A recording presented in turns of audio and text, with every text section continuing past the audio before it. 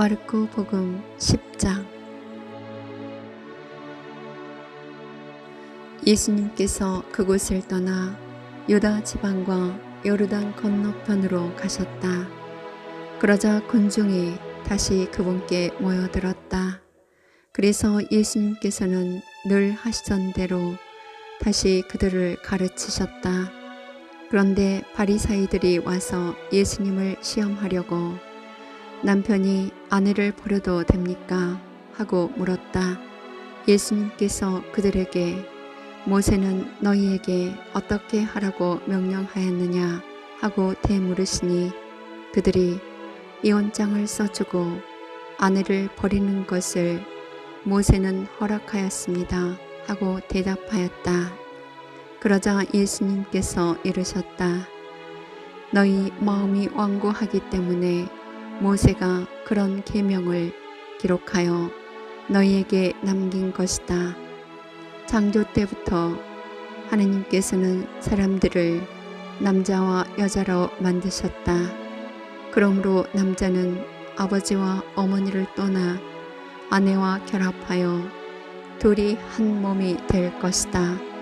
따라서 그들은 이제 둘이 아니라 한 몸이다.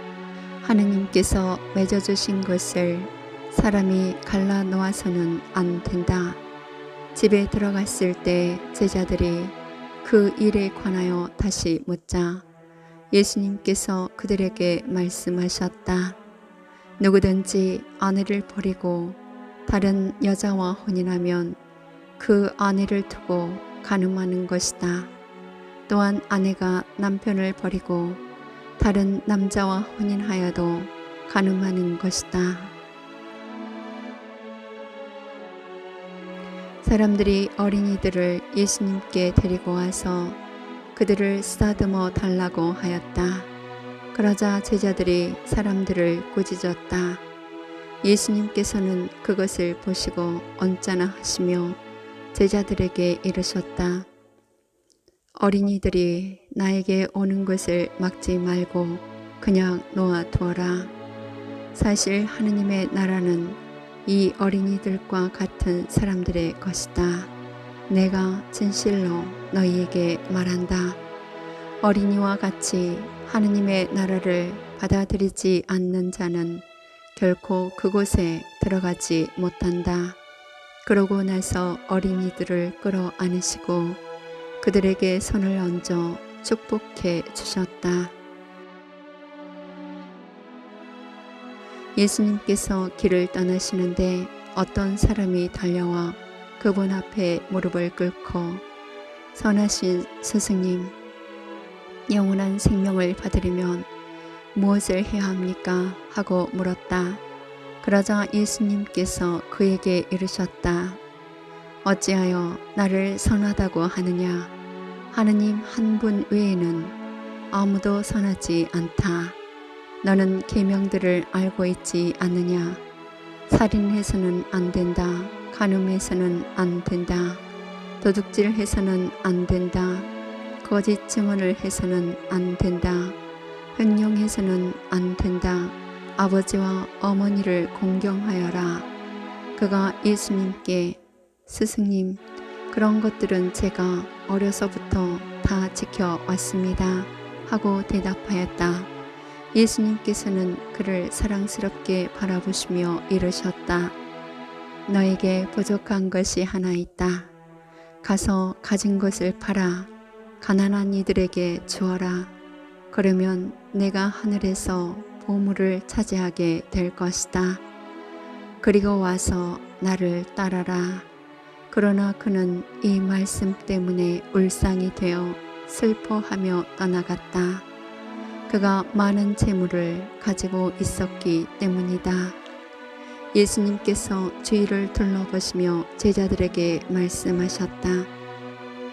재물을 많이 가진 자들이 하느님 나라에 들어가기는 참으로 어렵다. 제자들은 그분의 말씀에 놀랐다. 그러나 예수님께서는 그들에게 거듭 말씀하셨다. 얘들아, 하느님 나라에 들어가기는 참으로 어렵다. 부자가 하느님 나라에 들어가는 것보다 낙타가 바늘기로 빠져나가는 것이 더 쉽다. 그러자 제자들이 더욱 놀라서 그러면 누가 구원받을 수 있는가 하고 서로 말하였다. 예수님께서는 그들을 바라보며 이르셨다. 사람에게는 불가능하지만 하느님께는 그렇지 않다. 하느님께는 모든 것이 가능하다. 그때 베드로가 나서서 예수님께 말하였다. 보시다시피 저희는 모든 것을 버리고 스승님을 따랐습니다. 예수님께서 말씀하셨다. 내가 진실로 너희에게 말한다. 누구든지 나 때문에 또 복음 때문에 집이나 형제나 자매, 어머니나 아버지, 자녀나 토지를 버린 사람은 현세에서 박해도 받겠지만 집과 형제와 자매와 어머니와 자녀와 토지를 100배나 받을 것이고 내세에서는 영원한 생명을 받을 것이다. 그런데 첫째가 꼴찌되고 꼴찌가 첫째 되는 이들이 많을 것이다. 그들이 예루살렘으로 올라가는 길이었다. 예수님께서는 제자들 앞에 서서 가고 계셨다. 그들은 놀라워하고 또 뒤따르는 이들은 두려워하였다. 예수님께서 다시 12 제자를 데리고 가시며 당신께 닥칠 일들을 그들에게 말씀하기 시작하셨다. 보시다시피 우리는 예루살렘으로 올라가고 있다. 거기에서 사람의 아들은 수석 사제들과 율법 학자들에게 넘겨질 것이다. 그러면 그들은 사람의 아들에게 사형을 선고하고 그를 다른 민족 사람들에게 넘겨 조롱하고 침뱉고 채찍질하고 나서 죽이게 할 것이다. 그러나 사람의 아들은 사흘 만에 다시 살아날 것이다.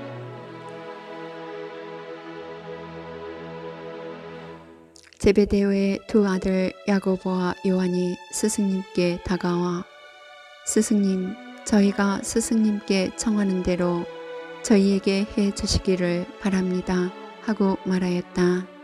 예수님께서 그들에게 내가 너희에게 무엇을 해 주기를 바라느냐 하고 물으시자 그들이 스승님께서 영광을 받으실 때 저희를 하나는 스승님 오른쪽에 하나는 왼쪽에 앉게 해 주십시오 하고 대답하였다. 예수님께서 그들에게 너희는 너희가 무엇을 청하는지 알지도 못한다. 내가 마시는 잔을 너희가 마실 수 있으며 내가 받는 세례를 너희가 받을 수 있느냐 하고 물으셨다. 그들이 할 수 있습니다 하고 대답하자 예수님께서 그들에게 말씀하셨다. 내가 마시는 잔을 너희도 마시고 내가 받는 세례를 너희도 받을 것이다. 그러나 내 오른쪽이나 왼쪽에 앉는 것은 내가 허락할 일이 아니라 정해진 이들에게 돌아가는 것이다. 다른 10 제자가 이 말을 듣고 야고보와 요한을 불쾌하게 여기기 시작하였다. 예수님께서는 그들을 가까이 불러 이르셨다. 너희도 알다시피 다른 민족들의 통치자라는 자들은 백성 위에 군림하고 고관들은 백성에게 세도를 부린다. 그러나 너희는 그래서는 안 된다. 너희 가운데서 높은 사람이 되려는 이는 너희를 섬기는 사람이 되어야 한다. 또한 너희 가운데에서 첫째가 되려는 이는 모든 이의 종이 되어야 한다. 사실 사람의 아들은 섬김을 받으러 온 것이 아니라 섬기러 왔고 또 많은 이들의 몸값으로 자기 목숨을 바치러 왔다.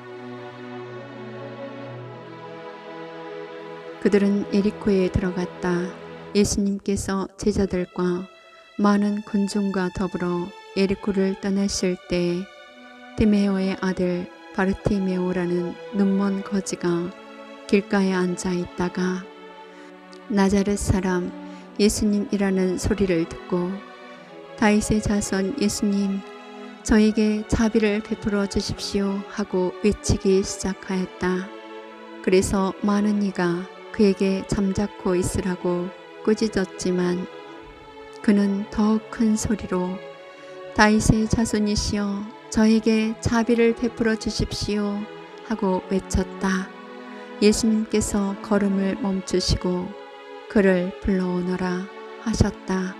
사람들이 그를 부르며 용기를 내어 일어나게, 예수님께서 당신을 부르시네 하고 말하였다. 그는 겉옷을 벗어 던지고 벌떡 일어나 예수님께 갔다. 예수님께서 내가 너에게 무엇을 해 주기를 바라느냐 하고 물으시자 그 눈먼이가 스승님, 제가 다시 볼 수 있게 해 주십시오 하였다. 예수님께서 그에게 가거라, 내 믿음이 너를 구원하였다 하고 이르시니 그가 곧 다시 보게 되었다. 그리고 그는 예수님을 따라 길을 나섰다.